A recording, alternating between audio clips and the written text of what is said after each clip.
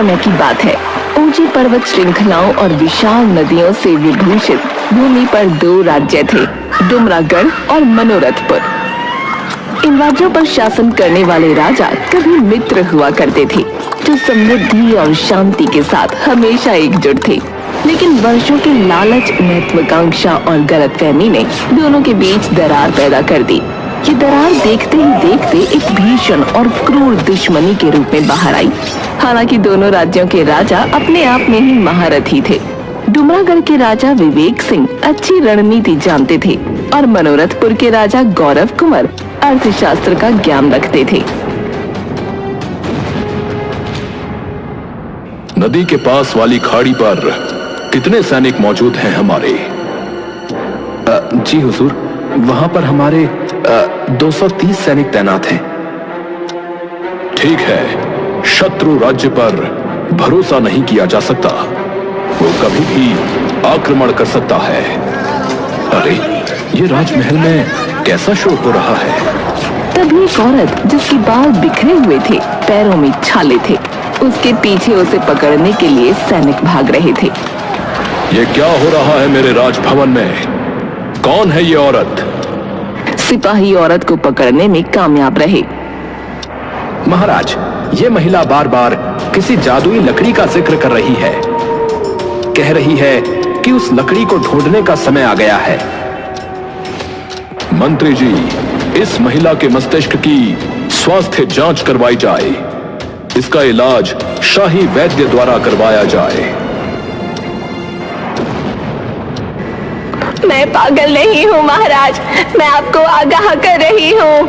खतरा सर पर मंडरा रहा है। जितना जल्दी हो सके वो जादुई लकड़ी ढूंढ लीजिए।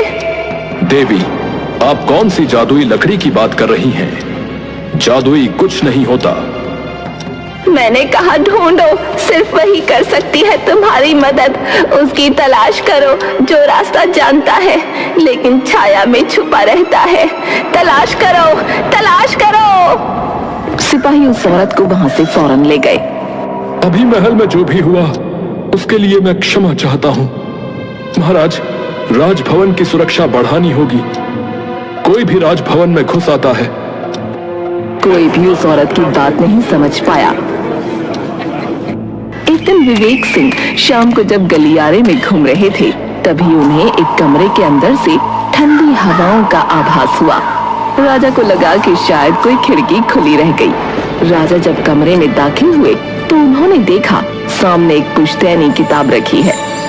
ऐसा लग रहा था कि मानो वो पुश्तैनी किताब राजा को अपनी ओर खींच रही है। ये पुस्तक? जब मेरे दादाजी वीर प्रताप उत्तर की तरफ बढ़ रहे थे, तब उन पर आक्रमण कर दिया गया था और उस आक्रमण में ये किताब भी नष्ट हो गई थी। क्या वो सब मैंने गलत सुना था? और अगर वो सत्य था तो ये पुस्तक यहां कैसे? ढेर सारे सवालों के साथ राजा उस किताब को अपने हाथ में उठाते हैं। वो किताब राजा की पुश्तैनी किताब थी। उस किताब में उन सभी बातों का जिक्र था जो राजमहल से जुड़े हुए थे। पहले पन्ने पर एक संदूक की तस्वीर थी, दूसरे पन्ने पर एक चाबी।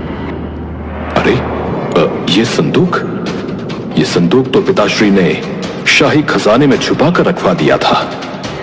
और ये चाबी भी, ये इसी संदूक की चाबी है। उस किताब में मौजूद सभी पन्नों पर तस्वीरें जानी पहचानी थीं, लेकिन एक तस्वीर ने राजा के मन को झकझोर कर रख दिया। उस पन्ने पर एक अद्भुत लकड़ी की तस्वीर थी। उस लकड़ी की तस्वीर से ऐसा तेज आ रहा था कि मानो वो लकड़ी राजा को अपने पास बुला रही है। इस लकड़ी के बारे में तो मैंने कुछ नहीं सुना। राजा उस तस्वीर को स्पर्श करते हैं। तस्वीर को स्पर्श करते ही राजा खुली आंखों से एक स्वप्न देखने लगे। उत्तर दिशा की ओर सबसे ऊंचा पर्वत, उसकी चोटी की एक गुफा के अंदर से तेज रोशनी आ रही थी। इतने में ही राजा उस किताब को नीचे रखकर अपने कदम पीछे लेते हैं। वो कुछ समझ पाते कि इतने में ही पीछे से नगाड़े बजने लगे। राजा फौरन अपनी तलवार निकालकर महल की तरफ भागे। उन्होंने देखा वहां सब कुछ सामान्य था। सिपाहियों, ये नगाड़ा किसने बजाया? इतनी उद्दंडता करने का साहस किसने किया? महाराज, नदी के पास वाली घाटी पर शत्रु ने आक्रमण कर दिया है महाराज। ना कोई संदेश, ना ही युद्ध का कोई पैगाम। अचानक से मनोरथपुर के सैनिक हमारी सेना पर टूट पड़े हैं। क्या? जितना हो सके उतने सैनिकों को वहां तैनात किया जाए, जल्द से जल्द। लगता है ये सेना की आपसी अनबन की वजह से हुआ है। ढेर सारे सैनिकों को नदी के पास वाली खाड़ी की तरफ रवाना किया गया। युद्ध बहुत भीषण था। अब तो मनोरथपुर की सेना ने धीरे धीरे गांव की तरफ कदम रखना शुरू कर दिया था। अब युद्ध का प्रभाव आम जनता पर भी पड़ने लगा। ऐसे देखते ही देखते कुछ हफ्तों से महीने और महीनों से अब वर्ष बीतने वाले थे, लेकिन युद्ध खत्म होने का नाम ही नहीं ले रहा था। महाराज, आप कहें तो अभी ही हम अपनी सबसे क्रूर सेना को मनोरथपुर की ओर प्रस्थान करवा देते हैं। बहुत हुआ, धीरे धीरे सारे संसाधन नष्ट हो रहे हैं और अब तो हमारा अन्न भंडार भी समाप्त हो रहा है। युद्ध में विजय और पराजय के साथ विनाश भी होता है। मनोरथपुर के राजा से मैं स्वयं बात करूंगा। बात करके शांति से इस मुद्दे को सुलझाया जा सकता है कि उनकी क्या मांग है हमसे। मंत्री, उन्हें यह संदेश भिजवाया जाए कि हम उनसे वार्ता करना चाहते हैं। एक शांति पत्र लिखा जाए। विवेक सिंह के कहने पर मंत्री ऐसा ही करता है। विवेक सिंह के शांति पत्र का जवाब मनोरथपुर ने एक दुश्मनी वाले लफ्जों से भरे पत्र द्वारा दिया। ये तुमने कदापि अच्छा नहीं किया गौरव कुंवर। सेनापति, हमारी सबसे क्रूर सेना को मनोरथपुर की तरफ भेज दिया जाए। शाही खजाने में जितना भी धन है सब लगा दो। घोड़े हाथी सब लगा दिए जाएं। सेनापति ने वैसा ही किया, लेकिन सेना को इतने वर्षों तक युद्ध सामग्री और अनाज प्रदान करवाने की वजह से शाही धन बहुत पहले ही खत्म हो चुका था और अब तो शाही धन का एक बहुत बड़ा हिस्सा जनता में भी बांटा जाता था, क्योंकि सारे संसाधन नष्ट हो चुके थे।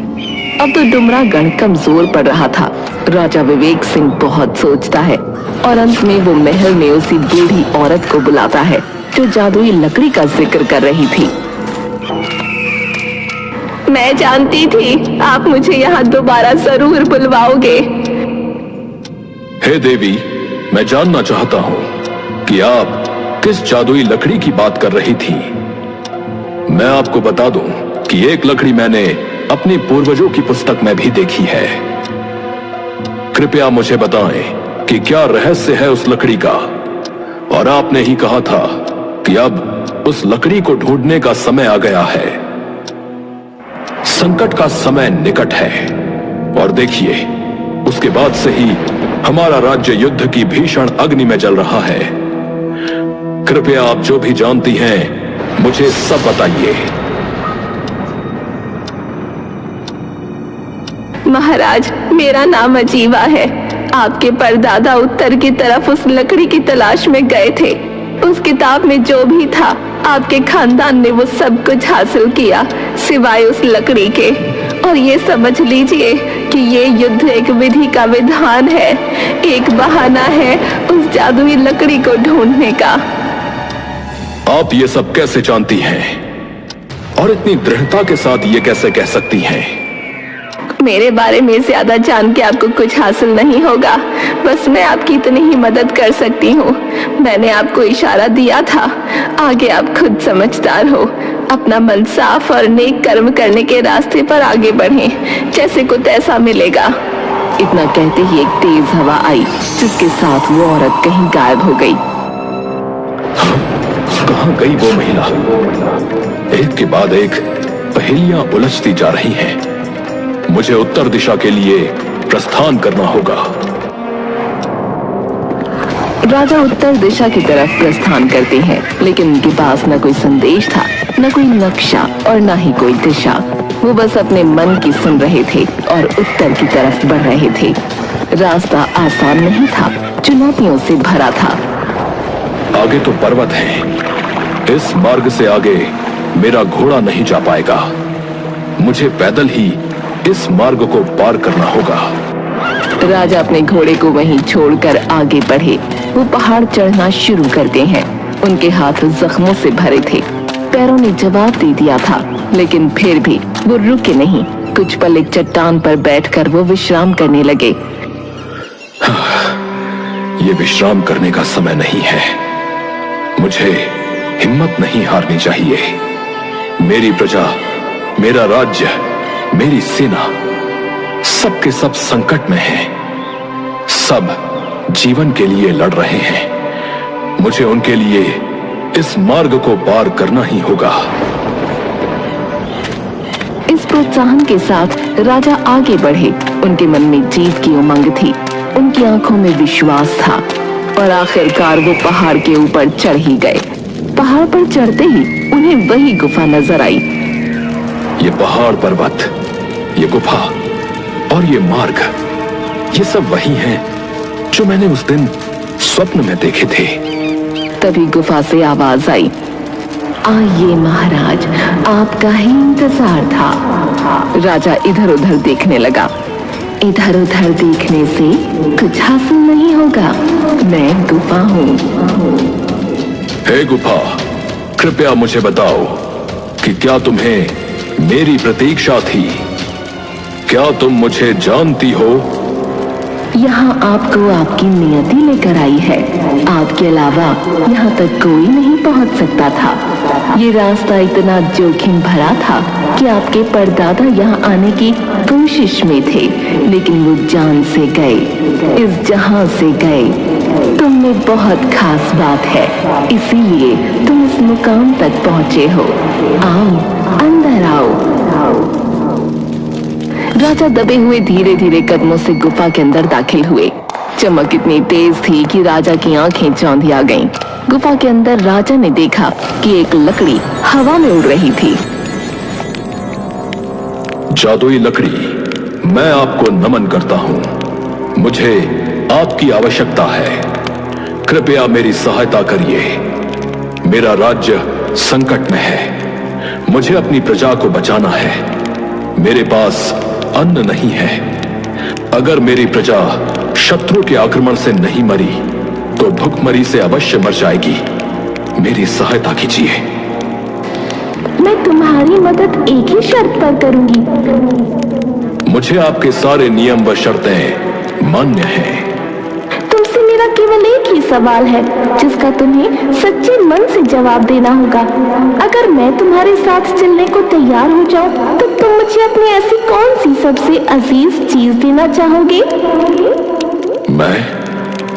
मैं आपको अपनी राज गद्दी देना चाहूंगा। मुझे सत्ता का कोई लोभ नहीं है। मैं बस अपनी प्रजा को प्रसन्न देखना चाहता हूं। मैं अपने राज्य को डूबते हुए नहीं देख सकता। अगर मुझसे मेरी सत्ता, मेरी राजगद्दी चली भी गई, तो भी मैं अपनी प्रजा के बीच में रहकर उनकी सहायता करता रहूंगा। उन्हें सही निर्देश देता रहूंगा। राजगद्दी पर बैठने का भी मेरा एक ही लक्ष्य था कि मैं अपने दादा परदादा के बसाए हुए इस राज्य को उन्नति के पथ पर ले जाऊं, और इसलिए वो राजगद्दी मुझे सबसे प्रिय है। परंतु यह भी सत्य है कि राजगद्दी से मेरा कोई लोभ नहीं है। अद्भुत, तुम्हारा मन साफ है, इरादे नेक है, आंखों में जीत की चमक है। तुम्हें ये सब करने की जरूरत नहीं। वो राजगद्दी, वो राज्य तुम्हारा ही है। तुम मेरे सवाल का जवाब देने में सक्षम रहे। मैं तुम्हारे साथ चलने को तैयार हूँ। राजा अपने दोनों हाथ फैलाता है और वो लकड़ी अपने आप राजा के हाथों में समा गई और पलक झपकते ही राजा खुद को अपने महल में पाता है। ये सब जादुई लकड़ी की वजह से हुआ। अब मुझे देर नहीं करनी चाहिए। मुझे अपनी तलवार लेकर रणभूमि में उतरना चाहिए। जादुई लकड़ी में इतनी शक्ति थी कि एक ही बार से दुश्मन की सारी सेना ध्वस्त हो सकती थी। ये क्या? चारों तरफ विध्वंस ही विध्वंस। मनोरथपुर के राजा गौरव कुंवर, मैं तुम्हें एक आखिरी चेतावनी दे रहा हूं। अगर तुम भलाई चाहते हो तो इसी वक्त इस युद्ध को रोक दो, क्योंकि विजय किसी को प्राप्त नहीं होगी। प्राप्त होगा तो मात्र दर्द, लोगों की चीख पुकार। मुझे बताओ, तुम क्या चाहते हो? हम मिलकर बात करते हैं। तुम कायर हो। तुम इतने वर्षों के बाद आज पहली बार रणभूमि में आए हो, परंतु एक कार्य तुमने अच्छा किया कि आते ही अपने काम का सवाल पूछ लिया। और तुम्हें देखकर लगता है कि तुम काम का सामान भी लेकर आए हो। मैं कुछ समझा नहीं। तुम्हारे हाथ में यह जादुई अद्भुत चमकती हुई लकड़ी है। मुझे यह चाहिए तुमसे, जिसे कोई प्राप्त नहीं कर सका, तुम्हारे परदादा भी नहीं। पर मैं जानता था कि तुम इस लकड़ी को अवश्य प्राप्त कर लोगे, और इस युद्ध का उद्देश्य मात्र ये लकड़ी ही है। ये जादुई लकड़ी मेरे हवाले कर दो। मैं वचन देता हूं कि इसके बाद मैं शांति ध्वज फहराऊंगा। तुम जैसा इस लकड़ी के विषय में सोच रहे हो, ऐसा कदापि नहीं है। यह कोई साधारण लकड़ी नहीं है जो तुम्हारी आज्ञा का पालन करेगी। लोभवश लिया गया कोई भी निर्णय कभी भी हितकारी साबित नहीं हुआ है। मैं अभी चाहूं तो इस जादुई लकड़ी को कहकर तुम्हें पराजित कर सकता हूं, तुम्हारा राज्य अपनी मुट्ठी में कर सकता हूं, परंतु फिर तुम में और मुझ में क्या फर्क रह जाएगा? आखिरकार तुम मेरे पुराने मित्र हो। अगर तुम ये जादुई लकड़ी ही चाहते हो तो ले लो। इसके बाद विवेक सिंह वो जादुई लकड़ी गौरव कुंवर के हाथ में रख देता है। लकड़ी हासिल करते ही गौरव कुंवर एक गहरी मुस्कान के साथ लकड़ी को आज्ञा देता है। जादुई लकड़ी, इसी वक्त विवेक सिंह के सभी सैनिकों को बंदी बना लो, और साथ ही साथ इसकी प्रजा को भी। अब से यह राज्य मेरा हुआ, और ऐसे ही धीरे धीरे विश्व के हर राज्य पर मेरा कब्जा होगा, और मैं जग का दाता बन जाऊंगा। गौरव कुंवर ऐसा कहकर एक भयानक हंसी हंसने लगा। गौरव कुंवर के हंसने के साथ साथ धीरे धीरे उसकी खुद की ही जनता और उसके सैनिकों के पैरों और हाथों में बेड़ियां लग गईं। धीरे धीरे पूरे गांव में आग फैलती गई। लोगों की चीख पुकार गांव से बाहर तक सुनाई दे रही थी।